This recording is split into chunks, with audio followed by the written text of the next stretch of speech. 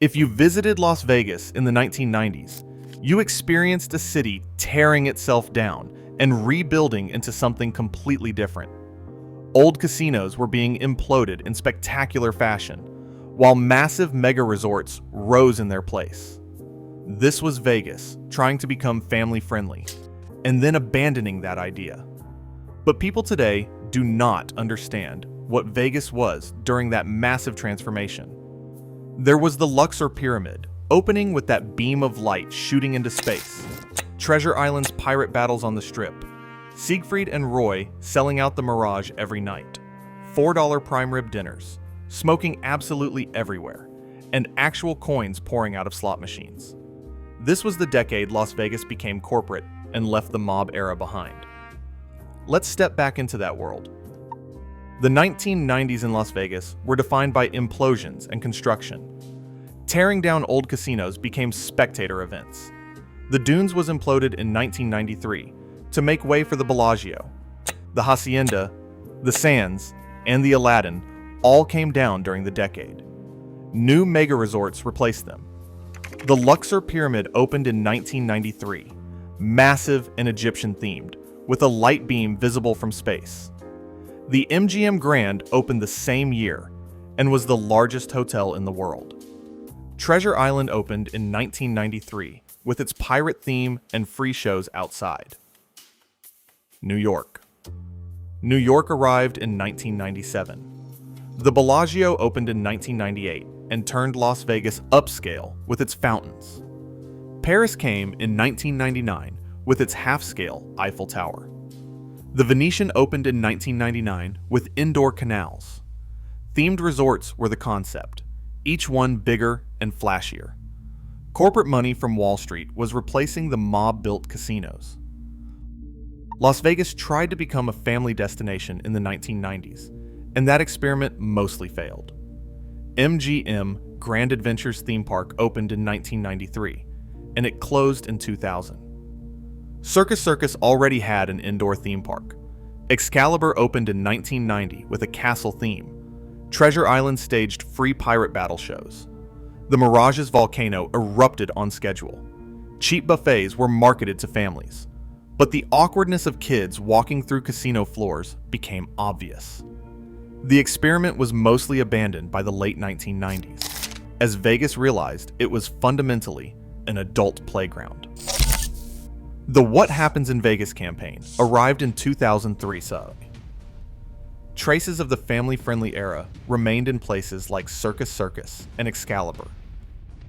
In 1990s Las Vegas, entertainment was dominated by a few massive shows.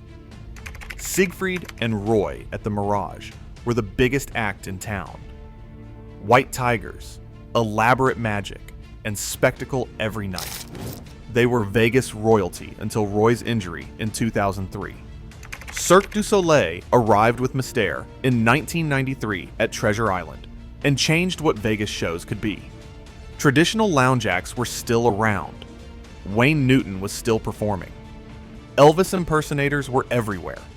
Showgirls in feathers performed in various shows. Magic shows and comedy shows filled smaller theaters. What Vegas did not have yet were disc jockey-driven nightclubs that would dominate later. Gambling in the 1990s felt and sounded different. Slot machines used actual coins. You fed quarters into machines and pulled physical handles.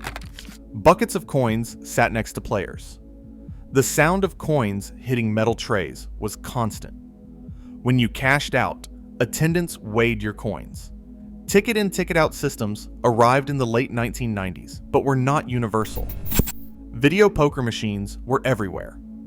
Table games were more accessible. $5 blackjack tables were easy to find on the Strip. Downtown had even cheaper minimums. Casino hosts took personal care of regular players. The whole operation felt less corporate, despite the corporations taking over. And smoking was allowed everywhere. Before we continue with the cheap food and old Vegas atmosphere that defined the decade, if you are enjoying this look back at what Las Vegas was really like and want to explore more decades and places, consider subscribing. There are so many more stories about how Americans lived through the times that shaped us. Food and hotel rooms were incredibly cheap. Buffets cost almost nothing. $4 prime rib dinners were advertised everywhere. 99-cent shrimp cocktails were loss leaders. Food was an attraction, not a profit center. Hotel rooms were equally cheap.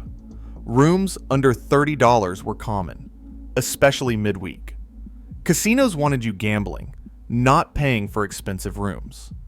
Free drinks while you were gambling were generous. Every casino had a 24-hour coffee shop. The entire economic model was different. Casinos would lose money on food and rooms and make it back from gambling. The Strip and downtown Las Vegas were two different experiences. The Strip had new mega resorts and corporate polish. Downtown felt like old Vegas, with cheaper gambling and a grittier atmosphere. Fremont Street got its canopy in 1995. Downtown casinos like the Golden Nugget, Binion's, and Four Queens represented the older era. Locals generally avoided the Strip and went downtown for better odds. Tourists did both. Downtown felt more authentic. Walking between casinos was easier downtown. The Strip required cabs or long walks between massive resorts. The crowds were different, and the vibe was different. But both areas allowed smoking, and both were open 24 hours. Las Vegas locals lived in a different city than tourists saw. Local casinos like Palace Station and Boulder Station existed separately. Most locals avoided the Strip unless they worked there. Supermarkets had slot machines. 7-Elevens had video poker. Gambling was background noise in daily life. This was a working-class town that supported the tourism industry. Many people worked 2 jobs, and housing was still affordable. The city was growing rapidly, and the California exodus was beginning. The Las Vegas that locals experienced was completely different from what tourists saw. The mob's influence was fading throughout the 1990s. Steve Wynn represented the new corporate face of Vegas. The Mirage, which opened in 1989, started the trend that continued through the decade. MGM, Circus Corporation, and Mandalay Resort Group were publicly traded companies. Wall Street money replaced underworld money. Operations became more regulated. Vegas lost some character, but gained legitimacy. The old Vegas guys were retiring or dying. A new generation ran casinos like businesses. Everything became more sanitized. The physical experience of Vegas in the 1990s was distinct. Smoking was everywhere. Carpets were designed to hide stains. Casinos had no clocks and no windows. Casino floors were laid out like mazes. Cash and chips were everywhere. Cell phones barely existed in the early 1990s. Payphones lined the walls for calling home. Hotel room phones charged outrageous rates. There was no internet to research hotels beforehand. You came with a guidebook or figured it out. The sensory experience was different, louder with coin sounds, hazier with smoke. Las Vegas in the 1990s was less expensive in every way. This was a middle-class vacation destination. Working-class locals could afford to live there comfortably. Despite the corporate takeover, it felt less corporate than it would become. The transformation was visible in real time. You could watch old casinos fall and new ones rise. Vegas was not as polished or expensive as it would become. It was rougher around the edges. It had more character. Las Vegas in the 1990s was a city reinventing itself in real time. Old Vegas was being demolished, blown up in front of crowds. New Vegas was being built on the ruins. The implosions, the mega resorts, the elaborate themes. Siegfried and Roy, Cirque du Soleil, cheap buffets everywhere. For those who visited or lived in Vegas during the 1990s, it was witnessing transformation. This was the last decade before ultra lounges and nightclub culture took over. Before $15 cocktails and $200 hotel rooms. you could still see old Vegas dying and new Vegas being born at the same time. That was Vegas when it was figuring out what it would become.